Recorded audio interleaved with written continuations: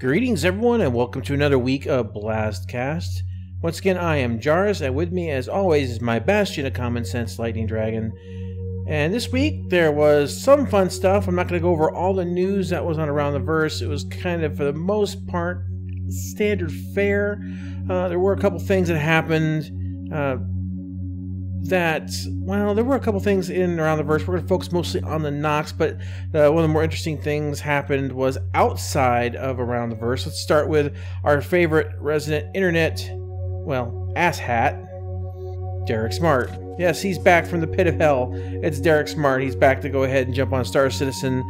So what happens here is that Star Citizen was issued an advance loan from a bank, being that they have international business ties. They were issued a loan by a bank because this was an advance on a tax rebate given to them for setting up shop for building Squadron 42. And because the cost of converting the money from one system to another would have actually cost them more than, say, paying the interest off on the loan. Doing it this way, the bank made a little extra money, and Star Citizen saved a little money in the conversion process by basically getting an early advance on this tax return.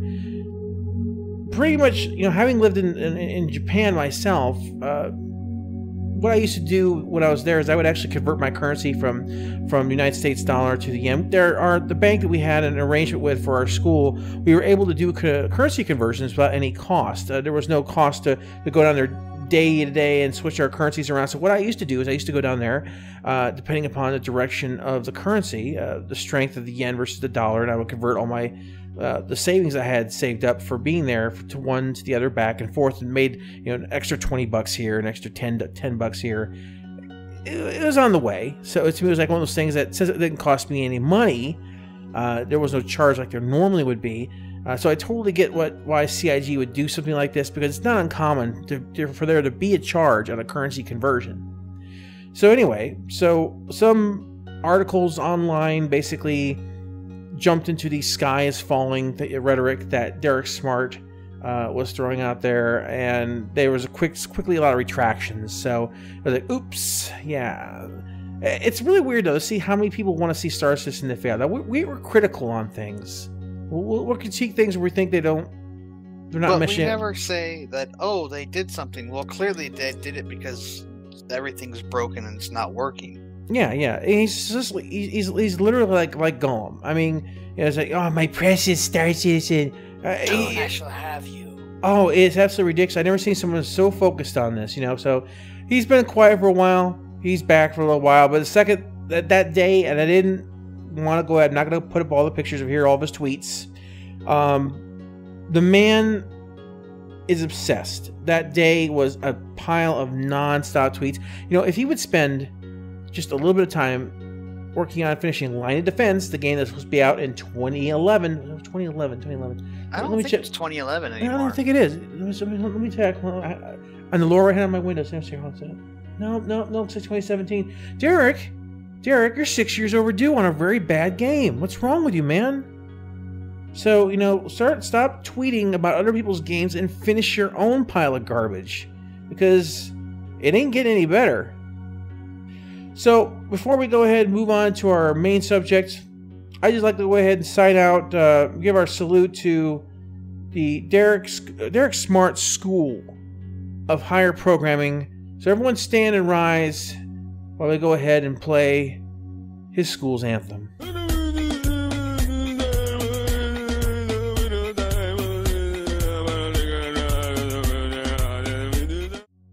Alright, well, enough of all that nonsense. So let's go ahead and get on into discussing the meat and potatoes here. Of course, the Nox and the Dragonfly. So, of course, as everyone knows by now, the Nox is currently on sale, and it's like $40 for a single Nox. And, of course, a little bit less if you get the package deal. And I think there's one they sell like 5 Noxes or something like that. There's one that Starfarer. Tyler was saying that, yeah, you get like 2 Noxes and a Starfarer. Yeah, and looking at the Nox, I think compared to the Dragonfly, they're pretty much the stats when you go to the stats page is fairly identical. There's a few differences. We're going to cover those differences. Everything else you can pretty much kind of accept is pretty much the same.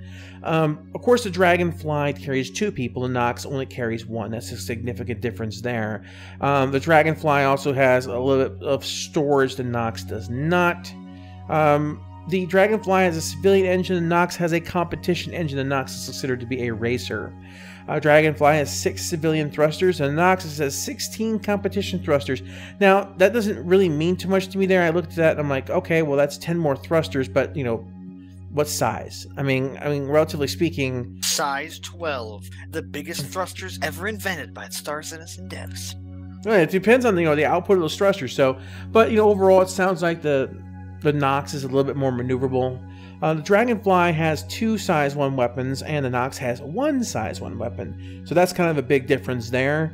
And the Dragonfly has its heads-up display is standard MFDs, and the Nox uses a holographic HUD.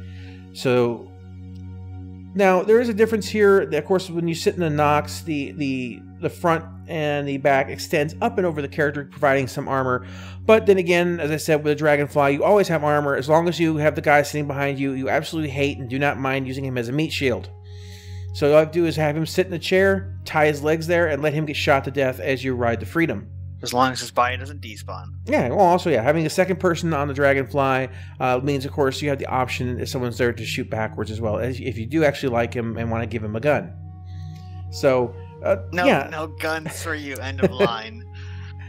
So, yeah, I think you're completely justified looking at either one of these as a viable candidate. In fact, if you're doing a ship, something like the Cutlass, where you have like ideally speaking, a 3-man crew or such, and you want to have 2 ground vehicles with you, I could see it being completely justified that you want to have one be a Dragonfly and the other one be a Nox, because the Nox can go out and high speed explore, scout, and report locations back, and then you can bring in your 2 buddies in eventually on the Dragonfly.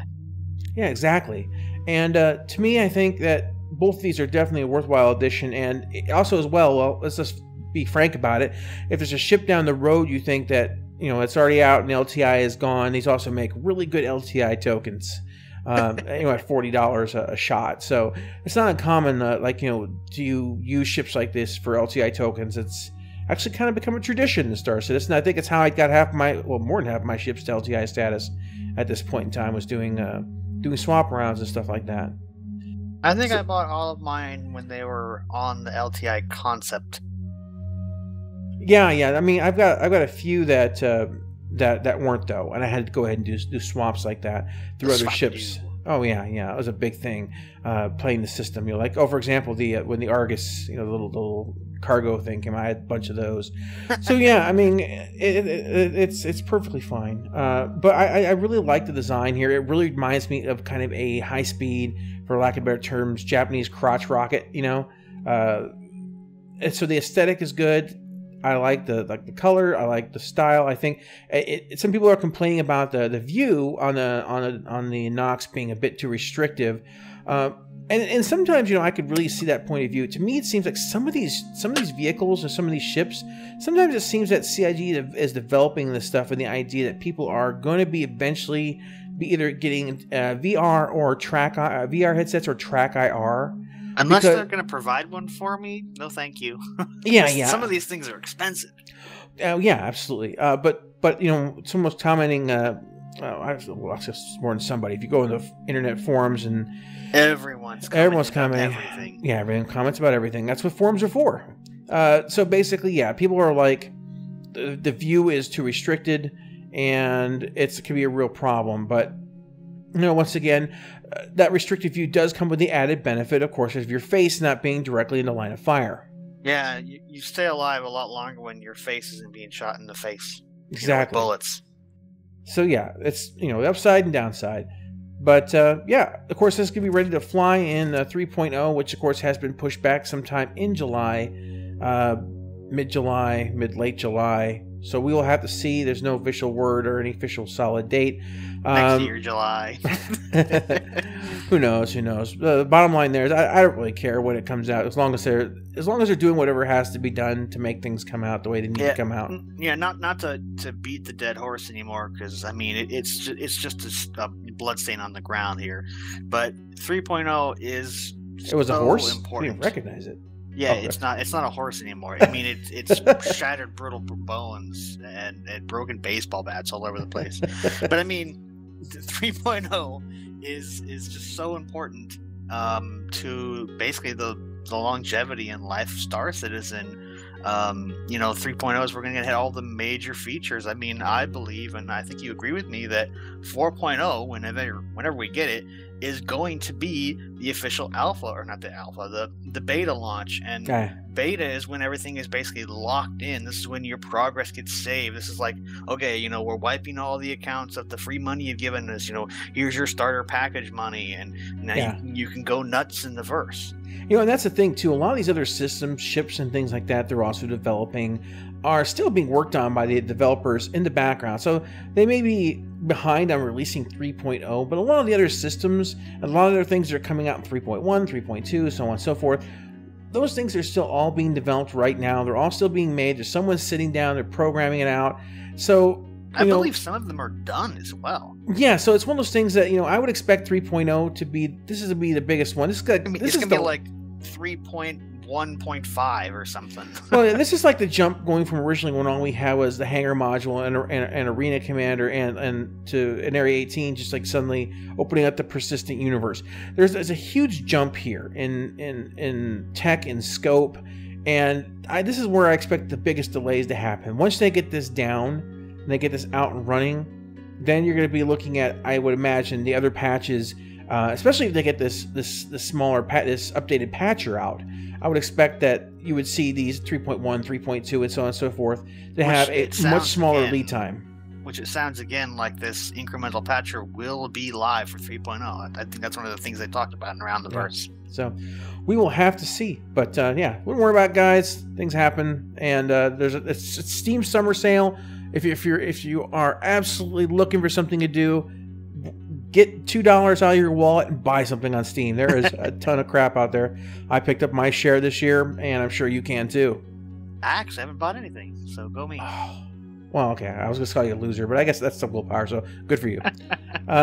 So let's go ahead and get into what Lightning wanted to talk about here. He wanted to talk a little bit about item degradation and the implementation of that within the game. Because I think the subject kind of came up because we were talking about it the other day. Star Citizen is going to have degradation and things wearing out. But, any of you out there who are Nintendo fans are going to kind of be aware that, of course, there was a new Zelda that was released. Zelda, what was that called? Call of the Rust? Is that what it was? Call of the Rust? It was, oh, geez, what was it? It's broken. I don't know. It's too good to use. Wild. There was someone who made the joke a bunch, and I don't remember what they used anymore. what was the Far Cry game that everything broke in 2 seconds? That's Far Cry 2, man. That was terrible. I hated that. You watch your gun rust as you were firing it. And I was like, okay, your gun's broken. Like, really? I've gone through like 3 AKs this gunfight. What the hell's going on here? So yeah, I thought that game had bad degradation, bad wear and tear on items and equipment. No. We get Breath of the Wild, and that thing is the game where you pick up a sword, you swing it twice, it's broken. You pick up a stick, you swing that twice, it's broken. I mean, the Master Sword, you can't use that because if you do, it'll get weak unless you're attacking Ganon's people. And I don't know. To me, it's like. I understand the idea of things wearing out. I understand the idea of things breaking. But I think that's an example now you mentioned Far Cry 2, are probably two of the most prominent examples that I can honestly think of that where their item degradation was taken way over the top. I believe we were talking about this, again, while we were playing GTA, of course, because it's all we've been playing lately. I took a break from it, today, the day of the recording, because it's like, I need to do something else today. But we were talking about it because we were just talking about MMOs in general, and we were saying, like, could you imagine if you were playing, like, place the name of your MMO you're playing here, and walking around degraded all your items? I mean, like, standing still, yeah, that's fine, but, like, walking around, oh, my boots have worn out after run to the next town. I got to repair my boots. The amount of repair bills you'd have in the time you sink into MMOs ridiculous. Yeah, because I don't know how much time you have in MMOs you've played, and you don't have a number in front, but I'm sure it's in the thousands. And the amount of time only thousands. MMOs. Well, I'm saying like I've been playing MMOs since Ultima Online. Actually, Muds and Mutts before that, text based. Thousands of hours. There you go. Thousands of hours of item degradation would just be insane. Because I think another thing is I was talking about some of the differences between, like Morrowind, Oblivion, and Skyrim, and how, I hated how they took out a lot of the customization, especially when you have that iterative period. And the same thing's kind of true for the Mass Effect series. I really don't like Mass Effect 2's gameplay. The story was phenomenal and stuff, but the gameplay, as much as the story kind of petered out, the gameplay in Mass Effect 3, in my opinion, was better than Mass Effect 2. They took the idea, they said, oh crap, we kind of screwed up, and they improved it. And the same thing is true when you look at Oblivion. The stories and stuff are memorable in Oblivion. I don't know how many of them that I can name off the top of my head were like, oh, I can't believe this happened. It was interesting. It was amazing storytelling, but the mechanics and the switch to the believe they changed engines at that point, maybe. Yeah. But the switch to the upgraded graphics and stuff, everything looked ugly. I still think it looks ugly to this day. I think it looked ugly then. They simplified so much mechanics, and then I believe they removed the armoring skill. And at the time, I really didn't think about it too much because it's like everything else is just so bleh. But you think of like Skyrim. They're still trying to sell Skyrim today. On the Switch, it's coming out soon. Very successfully too. That game just won't die. It's like a zombie. Yeah. It's like people like to say the cockroach of gaming. But one of the things that's gone is the repair things. And one of the things, like, now you have helmet, chest, or like body, I guess. You have boots and gloves. And in Morrowind, you had left pauldron, right pauldron, left, glove, right glove, boots, greaves, chest. Helmet. Morrowind had a much more robust system. Every single one of those things, and more robust annoyances. yeah. So it's like, I understand getting rid of a lot of that stuff, but a lot of it had customization. You could wear pants underneath your greaves and your boots, so it's like, hey, guess what? I'm going to enchant these pants. You could wear a robe over your armor. A lot of the customization was stripped away. Yeah, basically it was close to real life. You get holes in your socks. You totally get that. Yeah. But the thing is, what we're talking about this is that in Star Citizen, how Chris has talked about how that eventually the entire ship can wear out. We're talking more than just the parts, but the frame itself. The ship. You replace the entire ship. And to me, I don't know. I can get the parts wearing out and things like that. I don't like the idea of the frame wearing out, because it'd be like, oh, Han, the Millennium Falcon's frame's worn out. Well, I guess we'll have to get a new Millennium Falcon. To me, it's like, there's a certain. I get the idea, but at the same time, it's like when you replace the frame of a ship, you're pretty much saying I'm replacing the ship. Yeah. You don't if you're talking about ocean going like warships or whatever.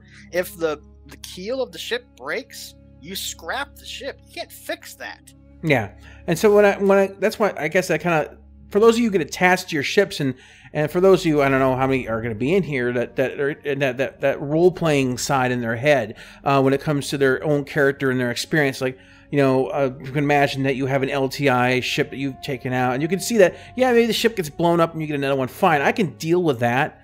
But the idea that, my ship suddenly one day just, its frame rusted out on. I wouldn't imagine that you would see that really in a character's lifetime. So I'm hoping they don't go overboard on this, because I remember that particular statement about what can wear out, basically being the totality of everything and anything in the ship. And with, of course, as I said, with the Call of the Wild stuff coming out, like this is gonna be the kind of thing that they really need to be careful of, because I get the idea of wear and tear. Yeah, I get the idea of wear and tear, but if things wear and they tear too much, people aren't going to want to even equip the best stuff. What's the point of going ahead and doing research and going out and looking at the best X, Y, and Z, or buying it from the guys who acquired it, if you know that basically you're only going to have it for a limited time before it basically breaks down into garbage?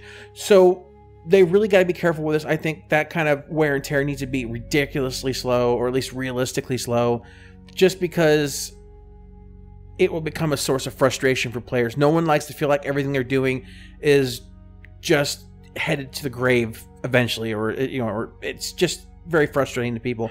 Item degradation has been slowly being removed from video games For very good reason. Since its inception. And yeah, for a good reason. People find it annoying, tedious.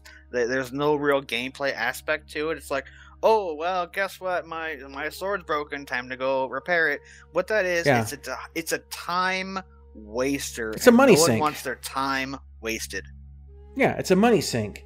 And I just don't want to see them going down this road to that extent. Now, we'll have to see what happens. Of course, as always, games in development is subject to change.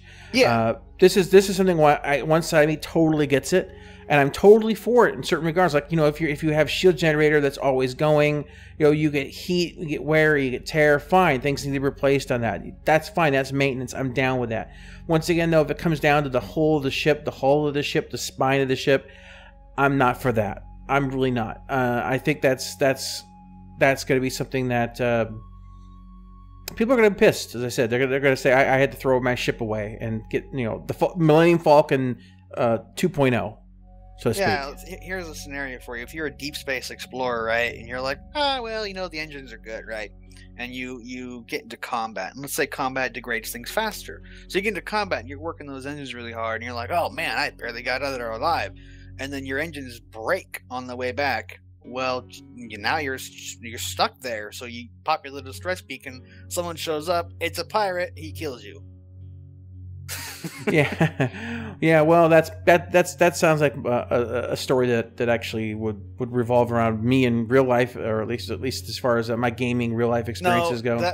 Your story would be you land on the planet, the first undiscovered planet. Oh man, I'm the first person here, and then okay, I'm gonna pull out my radio and I'm gonna tweet it or whatever. I don't know. Report the planet's discovery. Funky radio. And then you fall through the planet and die. Yeah, no, that's your gaming experience. That's true as well. So yeah, guys, let us know what your thoughts are down below about the Dragonfly, about the Nox, about item degradation and implementation. Of course, you've seen we've given you some examples and things to think about. There is a reason the industry is backing off of degradation. It is, with the exception, of course, of Nintendo, which it doesn't think I can't believe they brought that back. I mean, I get some of that game would have been perfect. But... I think it would have been really. I would go insane. I wouldn't be able to play that game. I would just lose it. I couldn't stand it. Worried about breaking every single thing. I do not need to carry 35 swords. It's too much. Yeah, it's too much. It's too much, guys. So, all right, guys. Well, we will let you go, and we'll go ahead and read your responses down below. And maybe next time will be a Citizens Corner. Maybe next time will be a BlastCast. Anyway, guys, enjoy your day, week / month, whatever it is. And we will catch you next time. Enjoy your millennium. Your millennium. And once again, take us out, Batman. Oh no, please no more.